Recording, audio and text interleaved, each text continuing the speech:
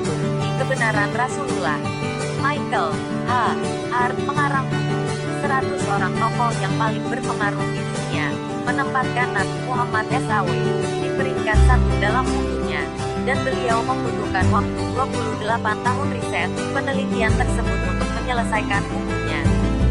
Pada saat beliau memberikan kuliah dan seminar di London, beliau dicemooh, diejek, dan diinterupsi. Mereka mempertanyakan buku beliau yang menempatkan Nabi besar Muhammad SAW sebagai orang yang paling berpengaruh di dunia di peringkat 1, sedangkan dia sendiri sebagai penulis buku beragama Kristen Protestan. Beliau menjawab, baginda Rasulullah SAW berdiri tegak sendirian di Mekah pada tahun 611, dan menyatakan ke semua orang di sana saat itu, aku adalah Nabi dan utusan Allah.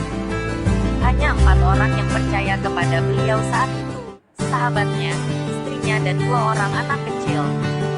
Saat ini, setelah lebih dari 1400 tahun, pengikut beliau, umat muslim sudah mencapai lebih dari 1 miliar orang, dan masih terus bertambah. Jadi, Nabi Muhammad SAW jelaslah bukan pembohong, karena kebohongan tidak akan pernah bertahan setelah lebih dari 1400 tahun dan Anda tidak akan pernah mampu membohongi 1 miliar manusia.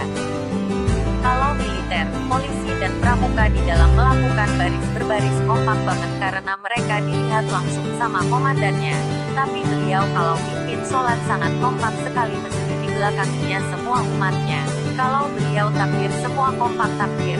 Kalau beliau ruku semua ikut ruku dan kalau beliau sujud semua ikut sujud. Satupun gak ada yang berbeda meski ada yang ketinggalan rokaat dalam keadaan ruku atau sujud, mereka para makmumnya mengikutinya dengan takbiratul ihram terlebih dahulu. Tambahan lagi yang harus Anda renungkan, setelah semua yang terjadi selama ini, ratusan juta umat muslim ini tidak akan pernah ragu untuk mengorbankan jiwa raga mereka jika ada yang mencoba menodai nama baik Nabi mereka yang tercinta tersebut. Apakah di antara Anda pengikut Kristiani ada yang sanggup berbuat seperti itu terhadap Yesus?